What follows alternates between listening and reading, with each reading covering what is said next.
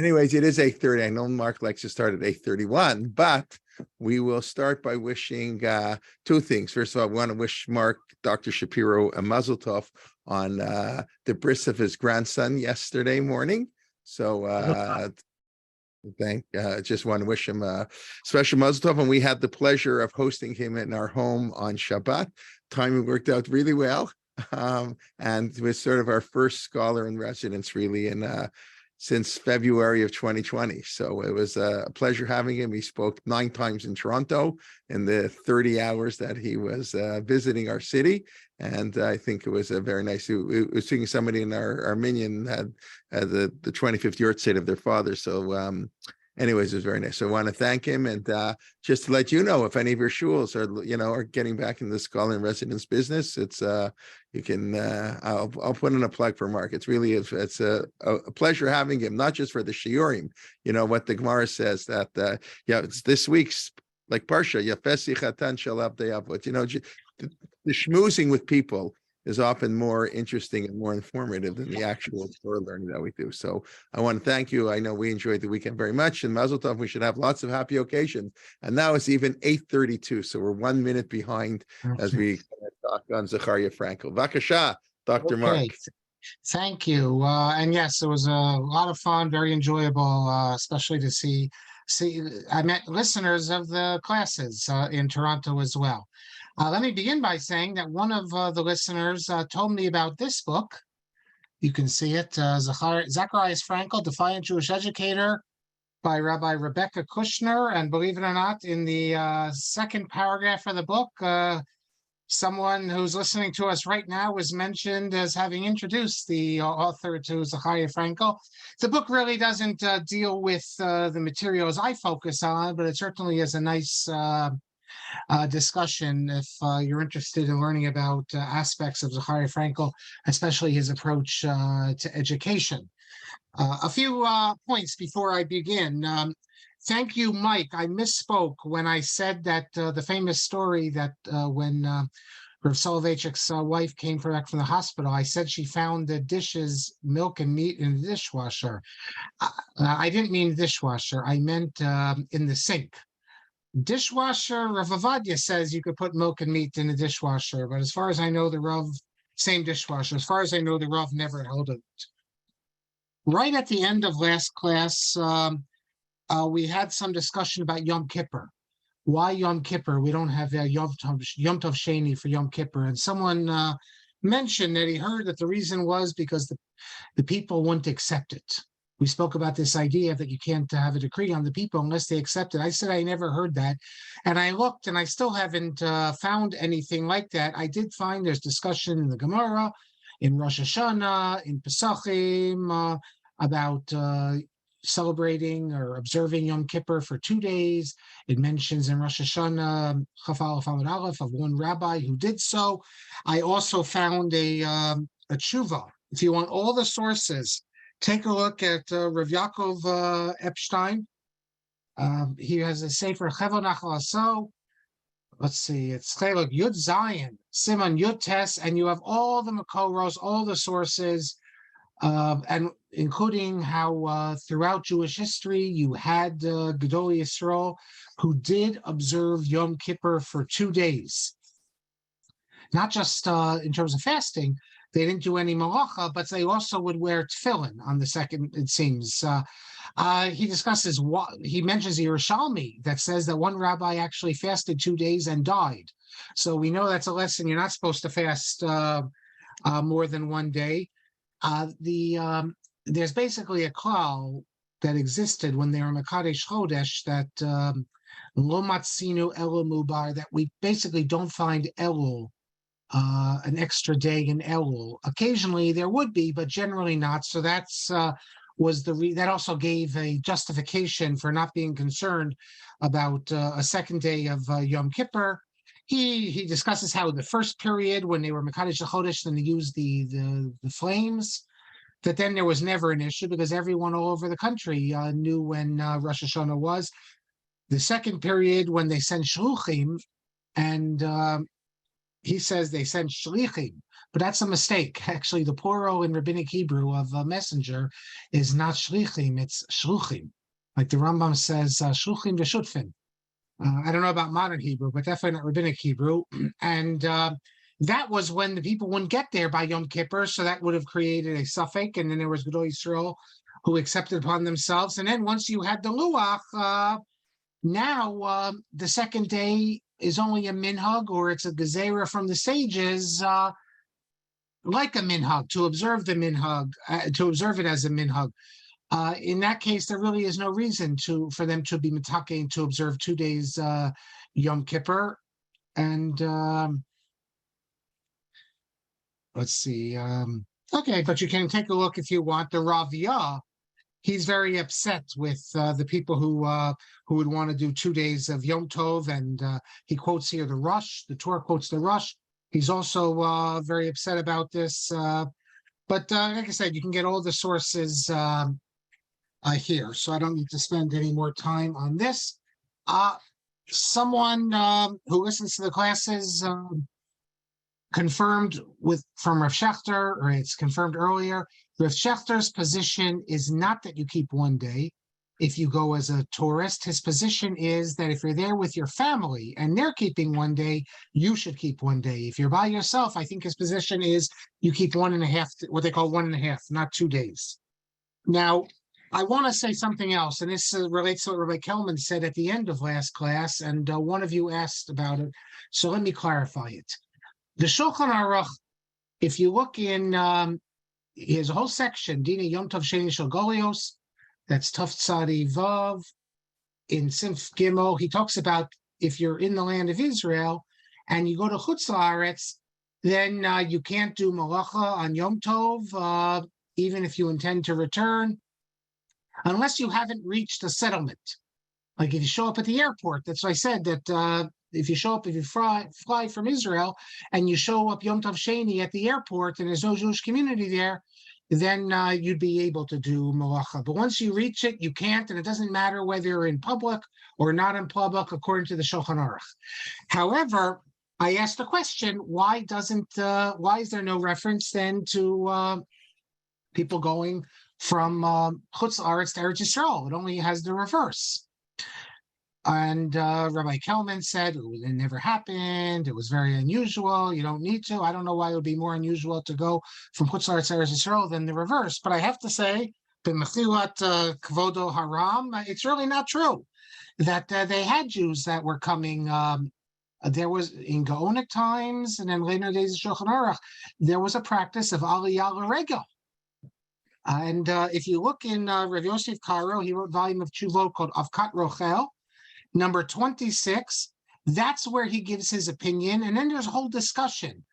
The tradition was that yeshiva students who came to Eretz Yisrael, they would keep 1 day, because the idea was that they might end up staying there and they might marry. But people who were married would keep 2 days. And this is what Maran says. That if you come from, this is what Shulchan Aruch saying in the 15th century, 16th century, you come to Eretz Yisrael to return, you are lechutz la'aretz. And then he says, quote, V'chein ma'asim b'chol yom b'chol shana v'shana olim l'shalosh regalim mechutz la'aretz. He says that this is a common practice, that people would come and they would come. They'd come from Egypt and they'd come from Iraq. They'd come from Eretz Yisrael to Yerushalayim as a quasi aliyah l'regel, just like we do today. The people who have money, they go, they stay in the Waldorf and the King David. They do a whole aliyah l'regel, and but it's they used to do that in the olden days also. And what does he tell us? V'osim yom sheni shel golios ketikunav uchamishpatav b'chutz la'aretz. Maran is telling us that they would come up and they would do 2 days. And then, listen to this. This is also interesting. I don't think Rav Shechter would approve, perhaps. The lo-od, not only this, they'd grab a whole group of people from Chutz La'aretz and they make a minyan, and they would have a minyan and they'd read the Torah and read the special Haftorah and all the brachos, just like they do Yom Tov Sheni.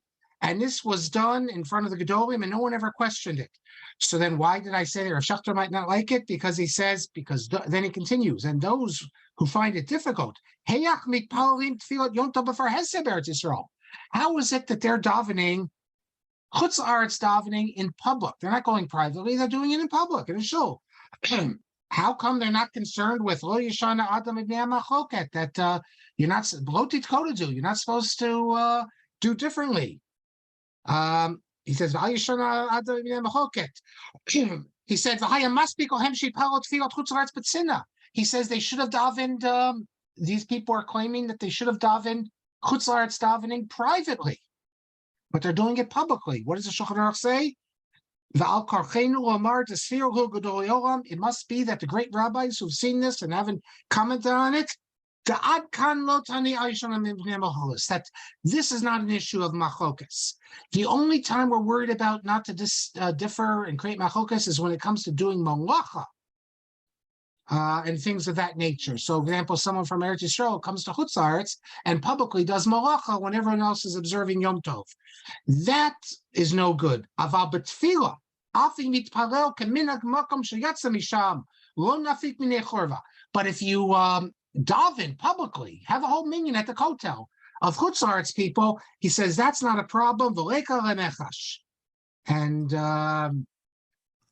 he says explicitly that although malacha you couldn't do it, tefillah sharia befar hesya, you can do it befar hesya.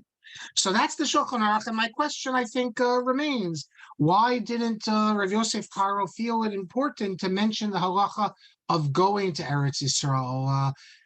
Now, this is significant because we know Rav Yosef Karo's opinion. I just told you, but it's not in the Shulchan Aruch. And there's a whole tradition. In fact, I spoke about this in Toronto over Shabbos. The whole tradition among various authorities, including the whole Moroccan halakhic tradition, and there's Sephardim, so they accept the Shulchan Aruch, that they only accept the book, the Shulchan Aruch. They don't accept Rav Yosef Karo as an individual.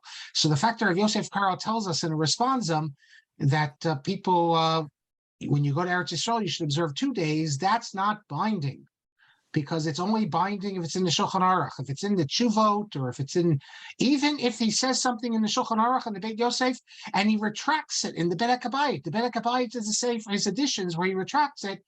The Moroccan halachic tradition, others say we do not accept that because it's not Rav Yosef Karo, the man, that we accept. Rather, it's the book, the Shulchan Aruch.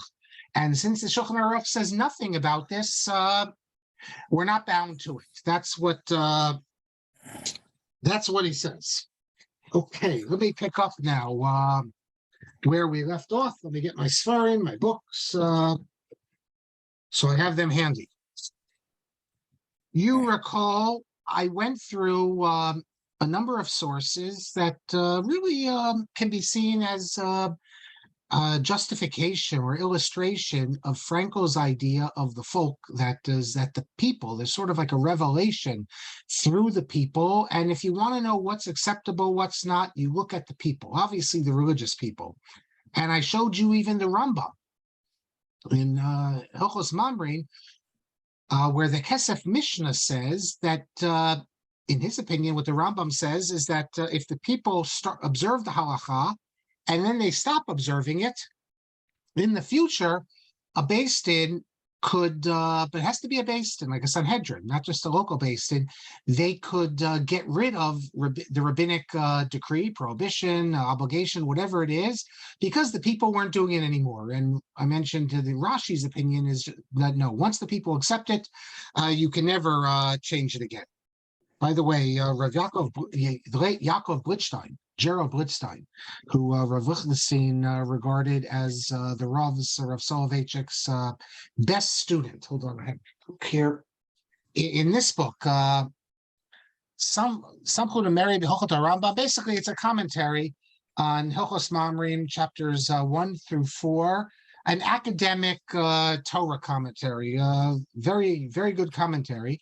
He quotes, this is a hard thing to understand in general, the concept we were talking about of Chazal make a decree, the people don't listen to it, and because the people don't listen to it, then it's not binding. Why should it not be binding? If the Chazal make the decree, how to understand this? And he quotes from Meir Don Plotsky, the author of the Klei Chemda, who explains he explains that if you refuse to listen to a gezerah of Chazal, then it doesn't it's not applicable. And then the question he asks is, well, how can you give normative legitimacy to people who don't listen to Chazal? Isn't there a pasuk in the Torah, Lo Sasor, you should not depart from what Chazal tell you? So now you're going to say that the people violate a biblical commandment. They don't listen to what the rabbis say. And because they don't listen to rabbis say, if enough of them sin like this, therefore it's no longer binding. And he quotes Rav Moshe Mitrani, who derives this from the Rambam, that when we say the prohibition of lo sasor, that is, do not depart from what the sages tell you, that's only if, as a matter of principle, you say that I do not accept the authority of the rabbis to decree this. So therefore, let's say you have a whole community, and the community says, we do not accept the authority of the rabbis to issue this decree. Then it won't apply. In such a case, the fact that the majority, even the overall majority, don't follow, like let's say they don't accept Purim as a holiday, because we do not believe that the sages had the authority to institute this, or we don't believe they should have instituted it. Something like, that it was wrong. Then it won't apply. What he says is, however, if you don't accept the decree because you find it difficult, you don't understand it, whatever, but not because as a matter of principle you reject it, that's what we're talking about. And you can see the Chemda in Parshas Hazinu, who elaborates on it, which is an interesting position. I don't know anyone else who says this, but it makes perfect sense, because how can you understand if people would say that the rabbis don't have the authority to do this and it's not binding? That's a biblical violation of not to depart from what the rabbis tell you. However, if it's just too difficult, that's what it means. They're not able to follow it. That's what it means, and that's what Zechariah Frankel is talking about. Also, he says that when you look at the people, you're looking at the people who are observant, and for whatever reason, and I'm going to give you examples today, they're not following the laws. So, shkoyach to the late Professor Blitzstein, who was really he won the Pras Yisrael, such a great scholar. Now, Frankel, in discussing what makes a practice binding and what makes it have continuing legitimacy, he cites what we said, that Rabbi Yehuda Nasi rejected the practice of, he said you don't have to follow the practice of shamanakum, of non-Jewish oil. What's the point of Frankel mentioning this? Granted, he's saying that the laws depend on the people's acceptance, but he's doing this in an article that talks about when reforms are legitimate. So the implication of what he's saying is that if the people no longer accept something, you can let it, and he's going to actually say, basically die a slow death, then be forgotten. But wait a second here. There's no Sanhedrin in 19th century Germany. So what's Frankel talking about? Is he saying that we have the authority today to uproot commandments, to say they're no longer binding? We no longer need to follow them? That's not what he's saying. He's using this as an example to really to make an analogy. He's not saying that we can today formally decree or declare that a certain rabbinic practice can't be followed. He's only bringing this example of Shemanakum to show that at the end of the day, what the people decide is going to determine the legitimacy of something as it goes on. And I know that this might sound quasi-reformist, and it might not be, quote, Orthodox, but I'm also going to cite you a number of examples to show that Frankel has strong support for this. Now, he says, let me just read you from Waxman again. He translated his article on changes in Judaism. He says that when a new ordinance was about to be enacted, it was necessary to see whether it would find acceptance. When the people allow certain practices to fall into disuse, then the practice ceases to exist. There is in such cases no danger for faith. That is, when the reformers decree that you don't have to do X, Y, and Z, that's a destruction of Judaism. But when the religious people, on their own, a practice falls out of fashion, then it falls out of fashion and is no longer binding, and it doesn't destroy faith because it was organic in the way that it stopped being practiced. A people used to activity will not hurt itself and will not destroy its practices. Its own sense of religiosity warns against it. Only those practices from which it is entirely estranged and which yield it no satisfaction will be abandoned and will die of itself. Then he says, we have then reached a decisive point regarding moderate changes, namely that they must come from the people and that the will of the entire community must decide. And he goes on to speak about this. Okay, so is this non-Orthodox? That the people can decide, even if you're telling me that the people are religious Jews? Granted, if they're Mechalei Shabbos, they can't decide. But let's say they are Mechalei Shabbos, but they decide for whatever reason to stop observing this practice or that practice. Now, granted, we're not speaking about Horat Shah here, an emergency practice, where even no less a figure than Rav Moshe Sofer, the Chatam Sofer, the Chasam Sofer. Take a look at his Chuvos, Orach Chaim, number Kuf Nun Dalet. He says as follows, quote, in Yiru Talmidei Chachamim v'Godrei Geder lahafer Torah lefi hazman v'hamakomos. If the great sages, we're speaking post-Talmudic, see that in accordance with the time and the place, they need to basically abolish the rabbinic practices. What does he say? Yiskabtzu v'yisu v'yitnu peh el peh. They should come together, or they should do it with letters one to another, and then they can decide lahatir isur d'Rabbanan. So the Chasam Sofer says that post-Talmudic sages can also, if they feel it's an emergency measure, if they need to, for whatever reason, they're the Gedolei Yisrael, they can decide that certain practices are no longer binding as a temporary emergency measure. But that's not letting the practice fall by the wayside permanently, like the language of Frankel was.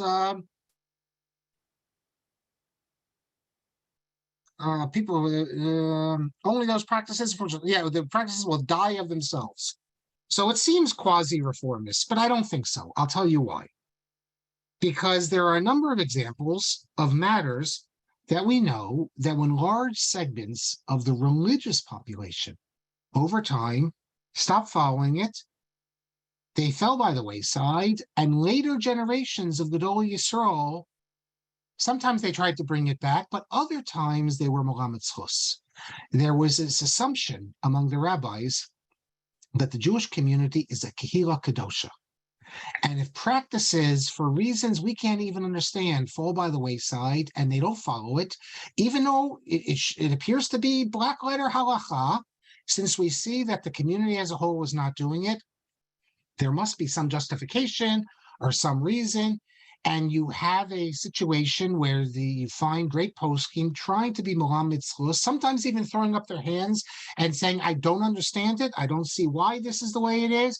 But this is Minhag Yisrael and Minhag Yisrael Torah. Sometimes they even use the expression Minhag Mavato halakhah, which means that, it's often said that Minhag Mavato halakhah only applies to monetary matters.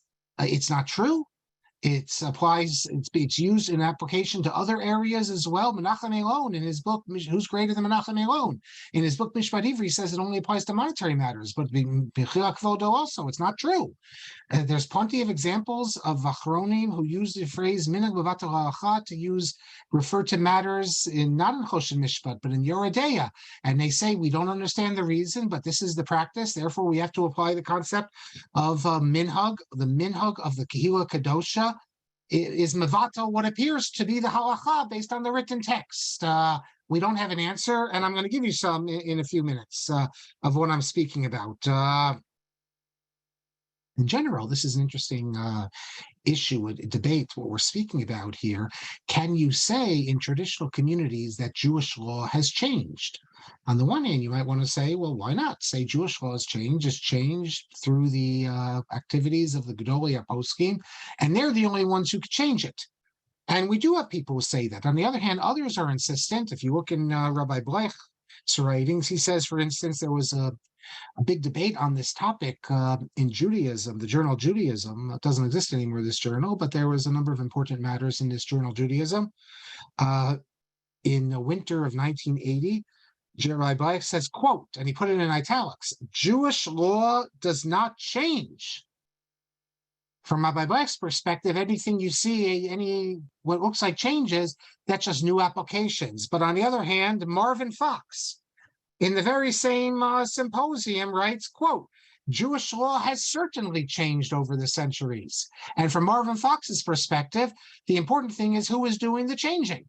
That is, the Gedolei Poskim have the authority to change matters based on that they reread the Talmud and they come up with a completely new reading. That means that what we understood until now was the halakhah, now is no longer the halakhah. Now, it could be this is all semantics, and Rabbi Black would say, well, it's not a change, but in reality, it is a change, because until now we did X, and now the great posek is telling us that what we did was wrong, and now we're doing Y. So our practice is completely changing. And in fact, I found Rabbi Black himself says about an issue we've spoken about before, the issue of writing a Sefer Torah. There's a mitzvah that we have to write everyone has to write a Sefer Torah, and the Rosh, Rav ben Yechiel of Toledo, says that today we fulfill this by buying Sfarim. And in Contemporary Halachic Problems, Volume 2, Rabbi Black says as follows, page 13 in the introduction, quote, it is beyond dispute that the Rosh maintains that a change has occurred in the statutory requirement of fulfilling the mitzvah of writing a Sefer Torah. So Rabbi Black is saying that a change has occurred. Now that we have Sfarim, there's a change. I remember that I mentioned that when I was in yeshiva already, we asked, well, I didn't, one of my classmates asked from David Miller, how is what the Rosh said not a reformist position? The Torah, according to the Torah, you have to write a Sefer Torah, and the Rosh says, no, you don't have to because you have Sfarim. And to his credit, Rav Miller thought about it. He said he doesn't know the answer. It's an interesting question. But this is a debate about Orthodox thinkers. How much can you speak about change in halakhah? And by the way, it's not a Haredi modern Orthodox thing. You can find plenty of very traditional Hasidic texts, regular traditional texts that also speak about the power of poskim to make changes. And then you can find other expressions that are more Bleichian, if you want to put it that way. Listen to what the late Rabbi Jonathan Sachs, whose second Yortzeit we just observed. He has an article called Creativity and Innovation in Halakhah, and he says as follows. Now remember, the question is, does halakhah change? So we saw Rabbi Black says no, and Marvin Fox says yes, and Rabbi Sachs says Torah does not change, halakhah does. Halakhah changes precisely because Torah does not change. For halakhah is the application of Torah to a changing world.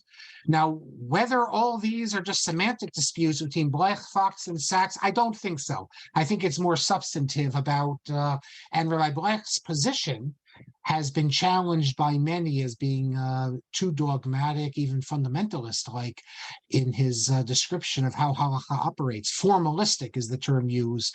In fact, Rabbi Black says that, quote, modernity is irrelevant to the formulation of halachic decision-making, and I don't understand how anyone can make such a statement when it is beyond obvious that modernity is certainly very obvious, because the whole concept of Chodesh Hashem and Torah is, as we saw, it has to do with modernity. And the Chasam Sofer telling us that now we have to decide differently because of the threats we're facing because they are religious. So I think perhaps Rabbi Black uses dogmatic expressions and formulations in a polemical vein, because to me, it's I don't understand how you could say that. Now, the academic study of Jewish law has documented change in all periods. If you look at the writings of Yaakov Katz and Chaim Soloveitchik, Ephraim Urbach, and others, that's all they focus on. That's what they do. And by change, I mean that halachic obligations are seen as different in different generations. Now, the posek often will say that it's all inherent in the system. But that's a dogmatic position that the historian is not interested in. The historian's only interested in showing you how people understood the halakhah differently. So in generation X, the halakhah was understood to mean one thing. In generation Y, the halakhah was understood to mean something completely different. And the historian will try to show why the change of halakhah happened. And Chaim Soloveitchik speaks about the angle of deflection. That's the expression he uses. He thinks that usually we can see that how halakhah would develop organically, and if we see that it doesn't, that it goes off in a completely different direction, that then and only then can you look to outside factors and say that these outside factors is what forced a reevaluation and a change in development of the halakhah from what would naturally happen. That position of Soloveitchik has been challenged by others, Adiel Schremer and others, and it is a conservative position, namely Soloveitchik's position. Although if you read some of Soloveitchik's writings, I mean, he has a whole article called Religious Law and Change that deals with the situation in medieval times, where his argument is that before the Tosafists were confronted with the persecutions that led to not just mass suicide, but even killing of children among the Jewish population, there was no doubt in anyone's mind that suicide was inappropriate and killing children was certainly murder and absolutely incorrect. However, faced with the fact that you have all these pious communities that did this, and they couldn't conclude, it just was a psychological impossibility for the Baalei Tosfot to conclude that all these pious communities who died al Kiddush Hashem, or I should say killed themselves and their children al Kiddush Hashem, to regard them as murderers and suicides, that was a psychological impossibility. So Soloveitchik argues that this led to reinterpretation of the text and revision of the halakhah. Very Frankelian. Soloveitchik, although someone once asked him about this, and he said that a friend of mine actually asked him about this, and he said, nothing I do relates to modernity. Everything I do is medieval.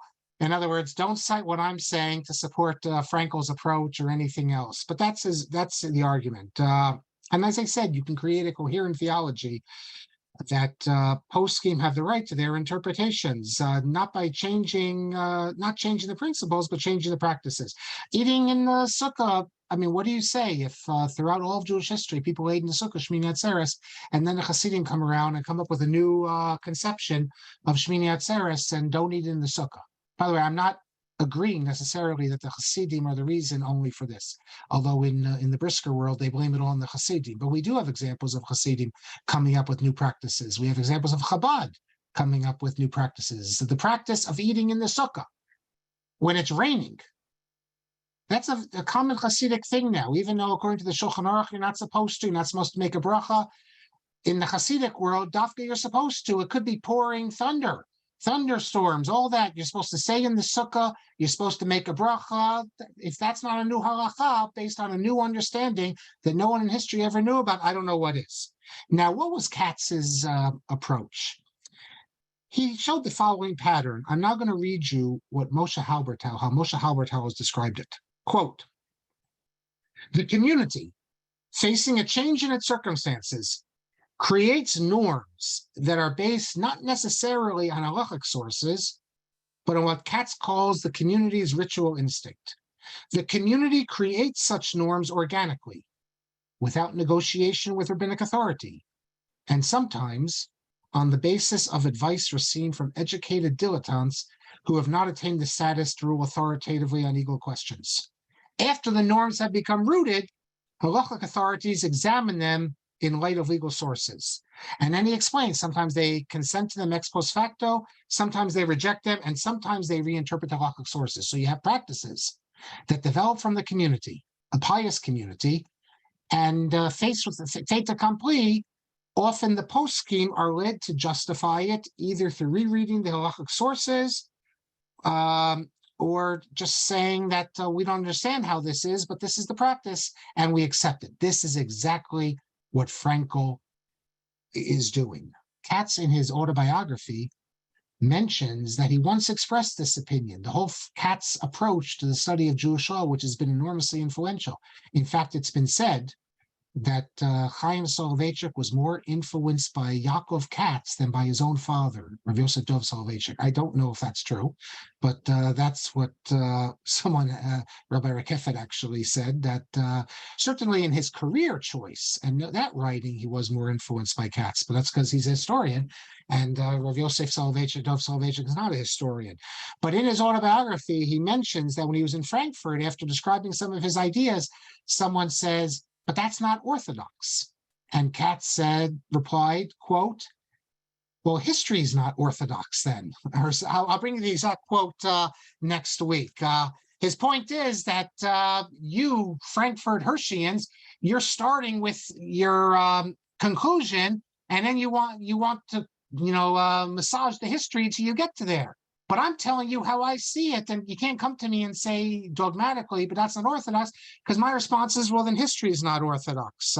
I'll read you the exact quote next class.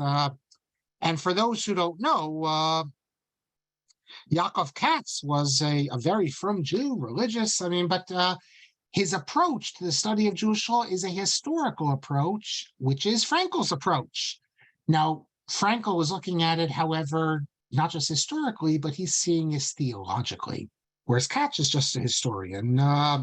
In fact, I would say that for the historians, and Frankel is going to fall into this category, and this is what's going to create the problems with Hirsch, and more so, we're going to get to halakhah Moshe Sinai next class, I bet.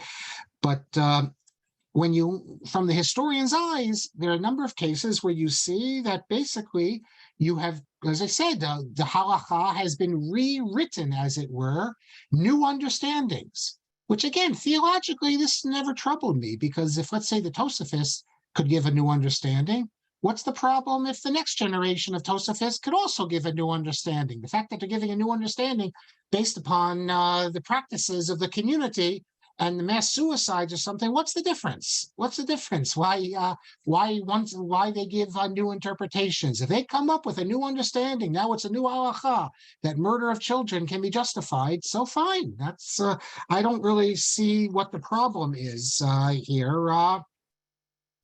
But there are even some post-scheme who agree with the historians in these matters. For instance, I'll just give you one example. A figure we've spoken about in the past, and I'll speak about in a few weeks on my trip to Morocco, Rav Sholem Messas, the chief rabbi of Morocco, later chief rabbi of Jerusalem. He was quite an astute posek, and he's dealing in one of his tshuvot, in Shemesh Magin, volume 2, page 249, he's dealing with the practice. The Rambam says women have to wear these veils, the shawls, not the shawls, the veils. The Rambam says that. And he says that the abandonment of this practice was not due to the rabbis, but the people on their own. That is, the people revolted against it. He says, quote, "The masses are the one who abolished the practice little by little. At first, the rabbis scream at them, and the people don't pay attention, and little by little, it's abolished." And that's basically the historical approach. There's been a good deal written about how everything I described was how medieval Ashkenaz did matters, but not Sfarad, not medieval Sfarad. I have to say that I can't speak to medieval Sfarad, but I can tell you about later Sfarad, that is the last few hundred years, which I know well, and I know there's no difference. You find sages in Sephardic lands doing the same thing the medieval Ashkenazic sages did. That is, you have a Kila Kadosha with a certain practice, and the people, the post-game in the Sephardic countries also try to be Muhammad Schus and throw up their hands and say, we don't know how this can be justified, but this is what the people do, and the people are a holy people, therefore we must accept it. Now, the medieval Ashkenaz is famous for doing this, even egregious violations. For instance, we know that in medieval times, Jews did not wear tefillin in Ashkenaz. How do we know Jews didn't wear tefillin? Because, well, we have the Smog telling us about it. Tosafot asks, one of the Tosafists, he sees these are religious people are not doing it, so he says, on what do they rely? Now, I can't know for sure what's going through this Tosafist's mind, but I assume he assumes that the Jews are religious, holy people, and God would not simply allow them to fall into sin, so therefore he asks, Al mahim somchim. That is, he's assuming from the get-go that there must be some justification for this practice. And in the end, everything I've described really approximates the views of Zechariah Frankel that there's this dialectic here between the sources, the halakhic sources, and the practice of the community, a pious community. And Jewish history and the halakhic history, the history of halakhah, is not just the sources, it's the sources in this complex interplay with the practice of the religious masses. And that's where we get our practices. Sometimes they're more strict than the text would have it. Sometimes they're less strict. And sometimes they're right in line. And I'll add, since I mentioned Chaim Soloveitchik, I'll add one more point, which Soloveitchik notes in his article, Rupture and Reconstruction. I don't know if he explicitly mentions in the article, but he's mentioned it in talks, I've heard him, that all these chumras that people speak about are not really chumras in the sense that people often imagine. Rather, these are returning in a number of cases to what the halakhah is in the books. For whatever reason, for hundreds of years, people adopted certain practices that are not necessarily in line with what the book law is, but this was the minhag. But now, with the immigration to America and the creation of new communities, we've now left the mimetic culture and gone back to the book culture. That Soloveitchik obviously stresses this, but it's the other point is that many of the so-called chumras are not really chumras. I think of a chumrah as if the general practice is X, and you have one commentary on the side of the daf of the Shulchan Aruch who says yesh noagin, so then people adopt this as a chumrah. That's not what I'm speaking of. Many of the things that people look at and say are chumras today, these are actually the rov minyan ubinyan, the majority position of halakhah, which for one reason or another just was not practiced. But now that we've gone back to a book tradition, if you open up the books, this is the halakhah. And if you're going to use books, not tradition, to be the determining factor, and you see the Shulchan Aruch says it, and the Ramah, and all the poskim on the side, what you're going to rely now because the Aruch HaShulchan is Malamed Skos? No. Now we can reach maximum compliance. That is, we don't need to rely on kulas. Let me just give you a few examples, though, from traditional sources that are in line with Frankel's notion of a Kehila Kadosha, that we can look to the Kehila Kadosha, their practices, and that this itself is a source of a revelation and can determine the halakhah. I have a whole list of this, of sources, which is going to appear in an article that I'm writing, which should appear soon, in an article on all these matters I'm speaking about. Here is Rav Eliyahu Ragoler. He wrote Yad Eliyahu. He's not so well known today, but a well-known authority in the previous century. Listen to this. I'll read it in Hebrew. The fact that you have a minhag, a practice, with the Jewish people, hu al pi ruach hakodesh. This is based on ruach hakodesh. What ruach hakodesh? She'Hashem yisparach hofia beinehem. That is, the Jewish people have a ruach hakodesh. Umamash kal pi navi hinhigu ki al yedei haratzon v'amasa Hashem shamayim meir Hashem yisparach bechal knesses Yisrael ruach hakodesh eshli nhog. That is, the Jewish people, as the Kehila Kadosha, their actions as the Jewish people embody a ruach hakodesh. Here is Rav Shlomo Aniado, Syrian sage, and his Shuvas based in Shel Shlomo, Orach Chaim number 17. Shekol ma shenahagu Yisrael shchina muskemes imahem.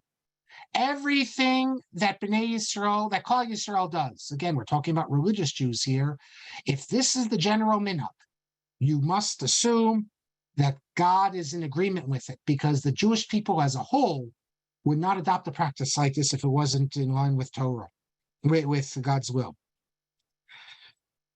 The Pidal quotes a rabbi. His name was Binyamin Espinoza. He wrote a book on Diktuk, but he's quoted by the Chida and the Yosef Ometz, and this passage was made famous by the Chida in halachic literature. This is what he says. Espinoza, today we'd say that's a Jewish name? Yes, that's a Jewish name, Espinoza. Quote, Shekol davar shahu morgal b'tzibur. Every matter that it's the common practice in the tzibur, ra'oi lismoch alav. You should depend on it. The ilu haim divrei navi. Just like this is said by a navi. The Chasam Sofer says that anyone who questions minhagei Klal Yisrael, sarich bedika acharav. You have to worry about him. You have to check in him. Is he really a religious person? This is the major change that we have in the modern era. And this is what Soloveitchik speaks about in his article, Rupture and Reconstruction, that the minhag Yisrael, the practice of the Jewish people, no longer has the assumption of validity. That has been undermined. And lacking this, strong belief and trust in minhag, people revert to the book. They find comfort in the book. Everyone who read Soloveitchik's article assumed that he was lamenting this.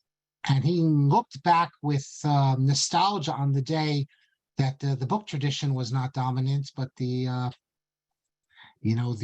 home tradition was. In fact, the very end of his article, he speaks about how when he went to Ponevezh, he saw Talmidei Chachamim there, but he didn't feel the connection to the divine that he had with the ignorant Jews in Boston, who didn't have an intellectual Judaism, but were connected just in this emotional way. Now, Soloveitchik has said 100 times since that article that everyone has misunderstood him, and now he's taken to writing that it's his own fault. He obviously miswrote it or didn't write it properly, because if all these smart people are coming to the conclusion that they're coming to, then he must have written it incorrectly. All I can say is read what he writes. You get to this issue we discussed over Shabbos. You have the author of a text saying one thing and everyone else reading it saying something else. It's very hard to read his article. It could be that when he wrote it, his inner feelings were coming out consciously. He didn't even realize that he was expressing this position, his sympathy with the old-fashioned Judaism as opposed to the newfangled text culture. If in his conscious mind he's saying, no, I'm just analyzing the situation, I'm not expressing an opinion, I'm a historian, well, sometimes we can analyze an author and come to conclusions which even the author himself or herself are not completely aware of. That's basic to the way we study modern texts. Let me just read you something also from Soloveitchik. Quote from his collected essays, volume 1, page 255. Once the existing becomes identified with the appropriate, as it does in any vibrant traditional society, this identity can easily spill over and legitimize practices that fall beyond the halakhic perimeter. In other words, once the existing becomes identified with the appropriate, once what people do is assumed to be correct, that can legitimize practices that are really beyond the halachic perimeter. That is, practices that by all rights should be regarded as outside halakhah become accepted. Now, I'm going to give you examples of this, a number of examples next time. What I want to say, though everything I've said so far, I'll give you off time, I'll give you some few examples today, is really in line with what Frankel's position is. So why is everything we've seen so far, why is Frankel so controversial? Why was he not regarded as an ally of the Orthodox against the Reformers? I mean, some did regard him as an ally. Ritzir Schayes regarded him as an ally, and others. But Israel Hildesheimer did not, and Shamshon Raphael Hirsch not only did not regard him as an ally, he regards him as no less than a heretic. And that is not only because of what we're talking about now, which Hirsch was not comfortable with, but in particular, we're going to see what Frankel says next class in his book Darchei Mishnah. And it's one thing to talk about post-Talmudic halakhah, to talk about the Rishonim coming up with new ideas. Okay, that could be a little bit controversial, but we're not talking about actual Torah Shebaal Peh in its original state. Those who follow the debates in the Orthodox world, you know that if there's a whole school of thought that you have to assume that the sages of the Talmud have a certain infallibility. If you assume that they were missing something or they didn't know something or got something wrong, that's what's heretical. It might be disrespectful, but no one's going to say it's heretical to say, for instance, that the Bali Tosfot did not know about this scientific fact or that scientific fact. The real issue with Frankel is going to be how he describes halakhah in the Talmudic period, as we see in Darchei Mishnah, and in particular, what we're going to see about halakhah Moshe Sinai. But we're going to see that, and we're going to see also, does he have a leg to stand on? That is, does Frankel have a leg to stand on just from traditional sources? I have to tell you, though, that although Hirsch is going to be very opposed to Frankel, Geiger was also very opposed to Frankel. In fact, when the Breslau Seminary opened, that's the first rabbinical seminary in Germany, opens in 1854, Geiger he ridicules it. He published the Bechina that Frankel gave to the students, and he ridicules it's like a traditional Talmudic Bechina where they have to learn Gemara, and Geiger's attitude was, this is a rabbinical seminary. He saw Frankel as just like another ish halakhah who's completely behind the times. Hirsch, however, was also just as opposed, and Hirsch even published an open letter asking Frankel to explain the religious principles by which his new seminary would be guided. So we're going to pick up with that next class. But before I go to that, I want to give you some other examples of what it is that really just to show why many in the Orthodox world did not have the reaction of Hirsch. I told you that Hildesheimer also was opposed to Frankel, but after Frankel's death, he refers to him more positively. And a big part of the issue with Frankel was who he allowed to teach in his seminary. It's very similar to what happened in New York with JTS. Heinrich Gretz.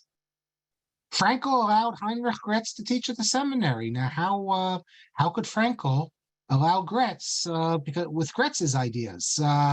That's the same issue that Finkelstein had with allowing Mordechai Kaplan. So we're going to get to that. But if what I've shown you already isn't enough to understand why at least many in the Orthodox world did not have the same reaction as Hirsch did, I already told you Chayak of Weinberg also did not have a negative reaction to Frankel. Let me give you some others examples of this. There's a halakhah, undisputed halakhah, that you cannot, you find this in all the Gemara, the Rambam, Shulchan Aruch, you cannot lend money without witnesses. You can't lend money to someone else without witnesses. And the reason is because the person might forget, then he'll deny that he owes you the money, and then he's stealing. So to prevent that, you need to have witnesses. Look around. Who every time you lend money, you call over witnesses, you write it. No one's been doing it for hundreds or thousands of years. Already the Achronim, at least many hundreds of years, asked the question, why don't people lend money? Why do they lend money without interest? It's often formulated as, Alma somchim ha'olam. What does the world rely on? That doesn't mean that the poskim, often I think you have a certain naivete that they're assuming that because these are religious communities, there must be some justification. Many poskim, however, are no better, and they understand that this developed simply because the people were too lazy and they didn't want to. But the poskim still have an approach that we don't want Klal Yisrael to be seen as sinners, so it's a great mitzvah to find, for example, the Rashtam, Rav Shmuel de Medina, says it's appropriate to expend great efforts to try to find some halachic permission if you see everyone violating something. So you have many who don't use this language, and even when they use the language, Alma somchim ha'olam, what does the world rely on? For many of them, it's just a way of formulating. It doesn't mean that they really think that that the justification they're going to come up with, like they're going to come up with the fact, well, maybe the people rely on this ritva. Here, the masses do what the masses want. They don't know about this ritva. But here's an example of where the people stopped observing the halakhah, and the poskim in the first generation scream and that this is incorrect. But then later generations, when the people refuse to follow what the poskim had said, and they have this notion that it's a kilo kadosha, then you move into the next step, which is trying to be melamed zchus, trying to find some justification. And when they're done with it, now you have a new standard. That whereas it used to be you have to lend money with the witnesses, now you don't have to because we're melamed zchus. How about eating wet food? Do you know there's a halakhah that if you have food that's wet, you have to eat it? That's how it's decided, and yes, you have Rishonim who have a different opinion, but that's not how it's decided because they hold today we don't observe all the purity and impurity, but this is how the halakhah appears in the Gemara, in the early codes, in the Shulchan Aruch. We do it on Pesach, but other times we don't, and many poskim are very upset with this. But the people didn't do it. Why didn't the people do it? Probably because the people found it too difficult.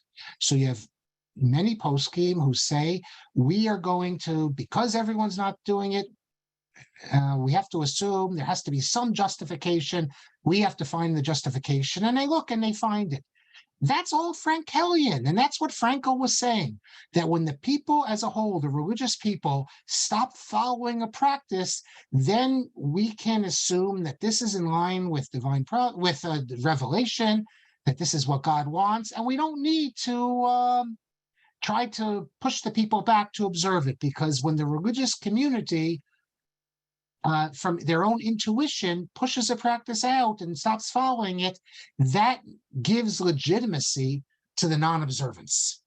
We're not talking about eating treif or anything like that. We're talking about rabbinic practices or minhagim. How about leaving a corner of the house empty in memory of the Beis Hamikdash? People stop doing this. Maritz Chayes has a whole essay in which he deals with all these practices, which, according to the law, we should be doing it. One of them he gives is leaving a quarter of the house empty. This is the exact sort of practice that today, with a return to the textual culture, you'll find people doing it. But we know people stopped doing it, and we know that the poskim were very upset, and then they tried to find justifications for it. So if you find poskim whose language is that the people stop doing it, and perhaps we can say they rely on this and they find some rishon. How is that different than what Frankel's saying? So I think this is really why many traditional Orthodox figures were not so turned off by Frankel's understanding of halakhah, even if they would be turned off by what he has to say in the area of dogma. We're going to see halakhah Moshe Sinai. That's going to be a more complicated case. I have to say, in my opinion, for what it's worth, Frankel's understanding of halakhah, especially post-Talmudic halakhah developments, can be justified and is in line with a whole slew of poskim and how they understand it. The more problematic issue, which we're going to get to next class, is when he deals with Torah Shabbal Peh, the issue of halakhah Moshe Sinai, because here it could be that the way he historicizes the halakhah does cross lines, maybe crosses the Rambam's line, maybe I'm not going to say it means he's no longer in the Orthodox world, because he's not in the Orthodox world. The Orthodox, he's in a separate world. But does Frankel's idea of halakhah Moshe Sinai remove him from what we would regard as the traditionalist world? That is, the people who follow traditional Torah teachings, or in this matter too, maybe can we find some justification? That's going to be more complicated because it gets into dogma. But before we do that, I actually have two more things I want to show you, which I'll do next class, because I see it's already time. I want to show you something from Rav Chaim Hershenson, which also reads just like it's Frankel, and then Rav Kook.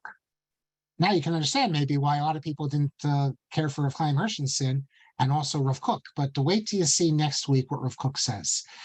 Because of all these sources I'm showing you, I really say, and I would say this to anyone in Washington Heights, that I agree there's what to discuss when we get to the oral law and Frankel's understanding, halakhah Moshe Sinai, how we've used the whole understanding of the oral law.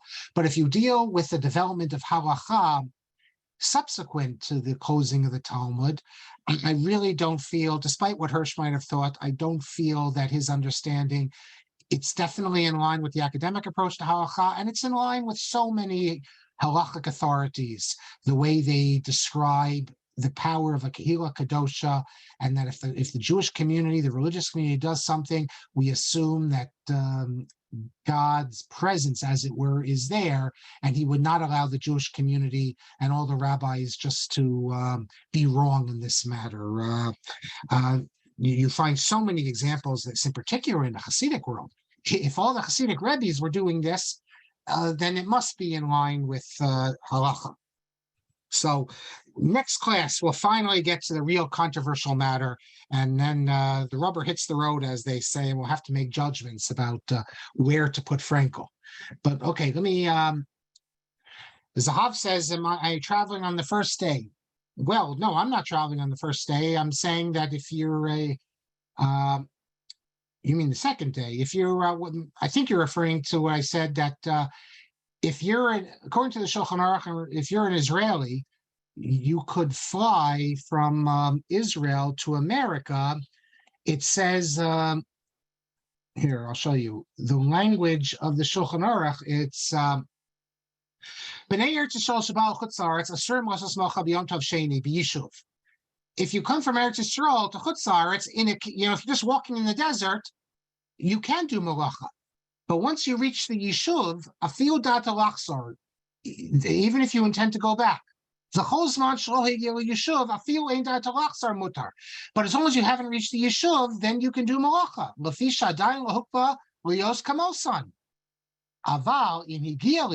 if you came to the settlement,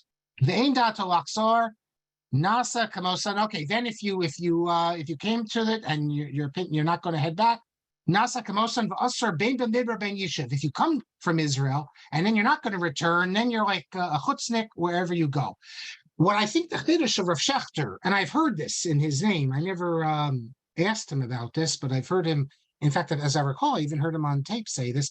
He says if you fly from Israel and you're at the airport, you still can, and it's the second day of Yom Tov, since you're not in the Yishuv, you can be over on Malacha there. This is assuming, see, that a Yishuv means a Jewish community, and it means a religious Jewish community. Because if you arrive in Newark Airport, you're going to have Jews there. The airport's full of Jews, but they're just the irreligious Jews. So, I mean, I could see an argument that once you get to, that if you're in the airport, then you couldn't fly, because once you're in the airport, you have to do malacha, or maybe you don't have to do, well, maybe that's not malacha when you land. But once you get off the airplane, you're in the airport, there are Jews around. Unless you say, since these are Machalei Shabbos, they don't count.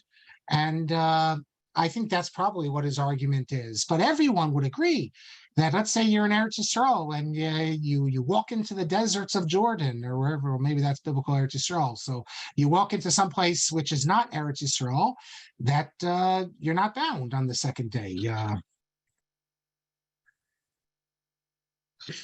Mike says that the Ramban holds that Lo Susor doesn't apply to Derabbanans. Yeah, it's the big dispute between Rabbi Chanan Wasserman has a whole piece on this, because if Lo Susor applies to Derabbanan, then what's a Derab? Then nothing's a Derabbanan. If you say that there's a Torah prohibition not to violate, if there's a Torah obligation to listen to the rabbis, and if you that means that if you violate a Derabbanan, you're violating a Deraisa. Then what? Then it's a paradox. Then what's a Derabbanan? If every Derabbanan is a Deraisa, then what's a Rabbi Chanan Wasserman in the Kovetz Mamarim? I think it's the Kovetz Mamarim has a whole essay on this.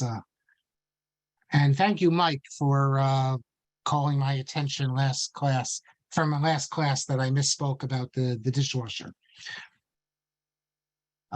Eric says, can we get some examples of changes that came more from the bottom up rather from Gedolim? The ones I just gave you a bunch of them.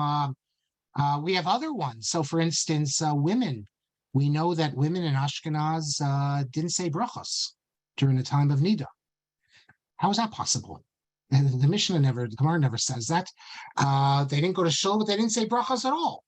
How could you not say brachos? There's an obligation to say a bracha rishona. So we have lots of practices that mezuzah. In medieval Ashkenaz, they didn't do mezuzahs. They did it, in the front of the house, but they didn't do it throughout the rest of the house. These are practices that, for whatever reason, they didn't do, and sometimes they try to be Muhammad Schus. Other times, if they think it's so blatant, it's Doraisa. They try harder to abolish it, and sometimes the rabbis try to abolish it, but other rabbis defend it. As I said last class, one rabbi's minhag mevatel halachas, and other rabbis who says that the letters of minhag equal Gehenim, and we have to abolish it. M.H. Laserson, your discussion about normative Judaism versus text Judaism recalls certain debates in the sociology of law about difference in law in the books and law in action. Exactly, that is correct. And Soloveitchik, in response to his critics, gets into some of this legal theory as well. Look, those who study law know that there's different ways of interpreting the law. The formalist position, does a judge take into account, does a judge start with this assumption that this is what it should be? And is he allowed to bring in all his personal feelings to try to move the law in one direction, or should just be concerned with the legal literature? There's just like you have different theories of law, there are theories of halakhah. And you find major authorities on both, I'm talking about academic authorities, on different sides of this issue, on how to understand halakhah, how halakhah works, because you find all sorts of different statements that push in different directions. So each side really is able to cite sources. I think the answer is which side is more in line with the general tenor, because you can find individual sources saying all sorts of things, but which approach to Jewish law is in line with the general tenor of the sources? What notions exist? Justin says that during various times tefillin were conceptual and not practical. I didn't say conceptual and not practical. I'm not talking about, let's say, some Karaite understanding of tefillin or some the Rashbam. The Rashbam interprets tefillin al pi pshat as not being literal. I'm not saying that any Torah, any traditional Jew, that is, Jew who lived in the Jewish community in medieval times, interpreted the halakhah that way, and because of that, didn't wear tefillin. We just know that people didn't wear it. And the reason is that they probably thought that, who says you have to wear it all the time? Where does it say in the Torah that I have to wear it every day? Once in a blue moon, I'll put it on. If I miss today, you can see in the popular mind, just like tzitzis, that people would say, they'd come up with the Balabatish understandings of it. We don't have anything really from the people because they were not the rabbis. What we have is the rabbis. It could just be that it fell out of fashion. Sometimes halakhot just fall out of fashion and people stop doing it. It could be that it was too expensive. They couldn't afford it. People stopped buying it. And then it became a practice, like a practice only for the pious, not for the average. I can tell you that in North Africa, the practice was that only rabbis wore tzitzis. The average person didn't wear tzitzis. So now why is that the practice? It could be that it was very hot, so people stopped wearing it, and only the rabbis wore it. So then it became, from what it began as just because it was hot, then that became a minhag, and therefore it actually was the practice that only the rabbis wear it. That's how minhagim develop. If you look in rabbinic sources, you have a couple ways minhagim are described. Some of them, including the Rambam, speaks of minhagim that the rabbis institute, actual minhagim instituted by the rabbis, and others speak in terms of minhagim that come from the people. I think the answer is both. Some minhagim were established by the authorities, and others, probably most, came from bottom up. You say, aside from the commandments, it seems no actual description of anyone using tefillin anywhere else in Tanakh. Yeah, I don't think, we know they wore tefillin in Bayit Sheni, and but I just think it could be that it was expensive. The halakhah is you have to buy your son a tefillin. Tefillin are not cheap, and you need a sofer. In medieval times, just like we spoke last class, how would you get an esrog? It's not so simple. How would you get a tefillin? How many sofrim are there? It's very difficult you have to pay a lot of money. Jews didn't have money. So it's easy to see how that could have fallen by the wayside. Maybe it began that there was one pair of tefillin in shul, so everyone has to use that pair of tefillin. But if there's only one pair of tefillin, by the time you get, you're going to wait an hour till you get your chance for tefillin. You'll say, I'll come back later. And then, these practices, it could develop in that sort of way. I don't know why mezuzah, why the practice developed that they weren't makpid on mezuzah so much. That I don't know.